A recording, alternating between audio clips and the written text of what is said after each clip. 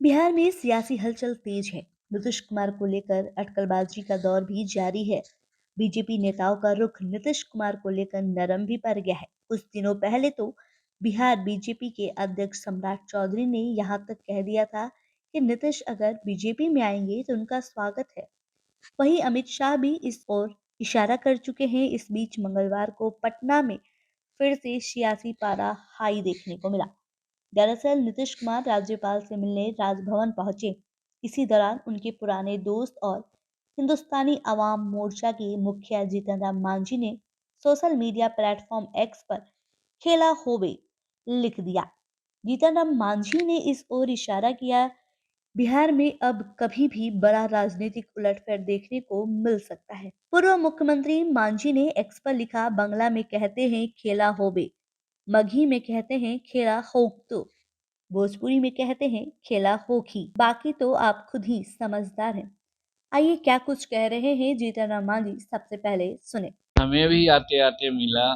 हम आज वेल्लोर से आए हुए आ रहे हैं, अपना मेडिकल चेकअप के लिए गए हुए थे। लेकिन जब चेन्नई एयरपोर्ट पर थे तो उसी समय मालूम हुआ कि माननीय मुख्यमंत्री राज्यपाल महोदय के यहाँ जा रहे हैं। तो ऐसे मुख्यमंत्री और राज्यपाल साहब के यहाँ कुछ ऐसा औपचारिक वार्ताएं होती रहती है।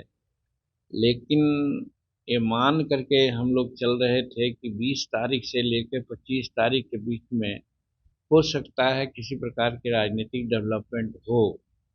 तो उसी कड़ी से इसको भी देखा जा रहा है कि जब खुद गए हैं बिना कोई सहायक एडी के, सिर्फ सिर्फ विजय चौधरी जी या उनका जो अपना है उनके साथ, तो जरूर कहीं न कहीं कुछ राजनीतिक बातें होगी। और वो राजनीतिक बात में क्या हो सकती है, कयास ही लगाया जा सकता है। और हम लोगों को भी ये लग रहा है कि इधर जो बार बार ट्रांसफ़र पोस्टिंग कर रहे हैं, ट्रांसफ़र पोस्टिंग में भी सुना जा रहा है कि जो उनके दिमाग में बात आती है वही करते हैं, किसी की अनुशंसा नहीं लेते हैं। नहीं तो पहले ऐसा होता था कि सभी विधायकों से अनुशंसा ली जाती थी कि भाई कौन किसको पोस्टिंग कहाँ करना है, तो बिना अनुशंसा के ही कुछ पोस्टिंग ट्रांसफ़र कर रहे हैं।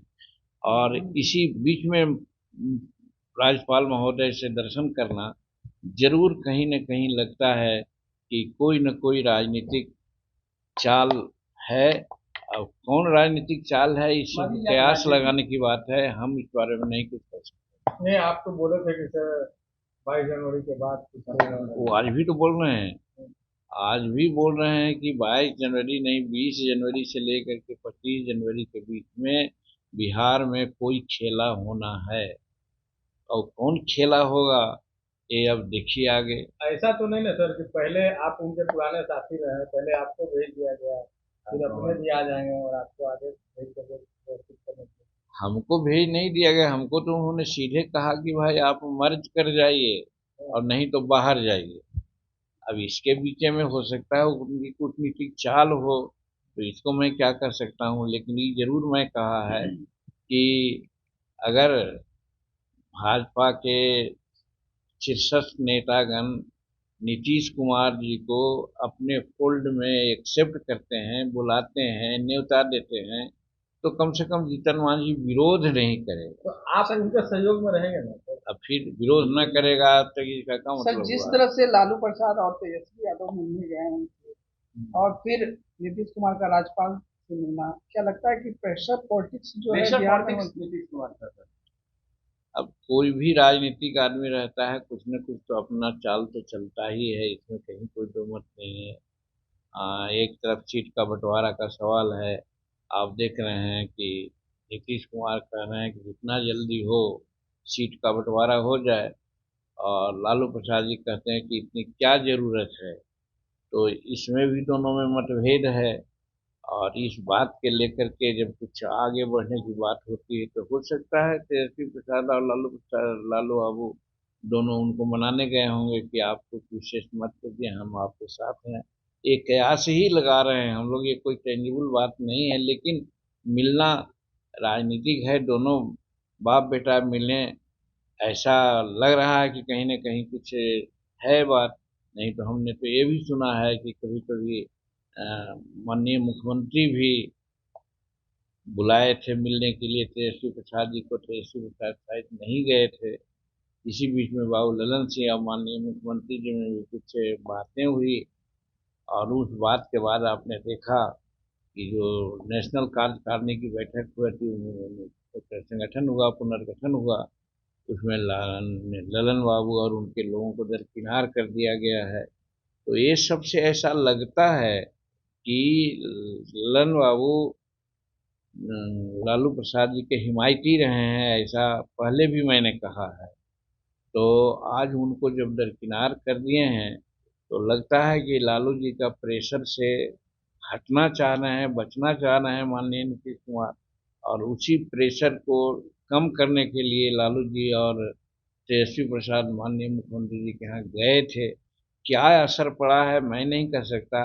और इसी संदर्भ में आज जब माननीय मुख्यमंत्री जी राज्यपाल महोदय के यहाँ गए हैं, तो ये जरूर, पहले जो हम बात कहे थे कि 20 से 25 के बीच में कोई राजनीतिक पहल होगी बिहार में, तो हम उसी नजरिया से देख रहे हैं। कौन पहल होगी इसके बारे में हम नहीं कह सकते। इधर हाल के दिनों के घटनाक्रम को आप भी देख रहे हैं, के पाठक और पटना डीएम के बीच राड बन गई है, और डीएम ने साफ कहा है कि उनके आदेश को के पाठक बदल रहे हैं। लेकिन ये भी तो है कि के पाठक जी ज्वाइन नहीं कर रहे थे, तो माननीय मुख्यमंत्री जी ने उनको बुलाया, और बुलाने के बाद आपने देखा कि शिक्षा मंत्री को ही उन्होंने हटा दिया। तो हम भी मान के चलते हैं के पाठक एक अच्छे पदाधिकारी हैं, और शिक्षा विभाग में जिस प्रकार की विसंगतियाँ चल रही थी, हम तो बहुत खुश थे, और हम प्रशंसा भी करते हैं कि क्योंकि सरकारी विद्यालयों में हमारे गरीब के बच्चे पढ़ते हैं, चाहे जिस जात के हों, और सरकारी विद्यालय की स्थिति खराब होने का मतलब है कि हमारे गरीब के बच्चे का भविष्य बर्बाद हो रहा है। और बड़ी जो अमीर हैं, जात का इसमें नहीं बात आती है, कोई भी जात के हो, और उसके बच्चे आज प्राइवेट विद्यालय में पढ़ करके अपना भविष्य बना लेते हैं, और गरीब के बच्चे सरकारी विद्यालय में जिनका भविष्य खराब हो रहा है, उस विद्यालय को ठीक करने के दिशा में के पाठक जी ने एक अहम भूमिका अदा की है। इसलिए उनको तो हम बहुत प्रशंसा करते हैं, और माननीय मुख्यमंत्री को धन्यवाद दिया है इसके लिए हमने, कि जब वो नहीं ज्वाइन करने वाले थे, 31 तारीख तक उन्होंने अपना डेट बढ़ाया था छुट्टी की, और बीच में मुख्यमंत्री ने बात की, और बात करके ज्वाइन करवाया, और ज्वाइन करने के बाद ही शिक्षा मंत्री का विभाग बदल दिया। तो हम समझते हैं कि शिक्षा के क्षेत्र में और गरीबों के हित में, जो हम समझते थे कि प्राथमिक विद्यालय या माध्यमिक विद्यालय जो सरकारी विद्यालय हैं, उनकी स्थिति ठीक होनी चाहिए थी, उस दिशा में के पाठक का रहना बहुत ज़रूरी है। और रही बात पटना डीएम का, तो डीएम के बाद क्या हुई है, किस संदर्भ में आपस में तनातनी है, इसकी चर्चा हमें पता नहीं है। आज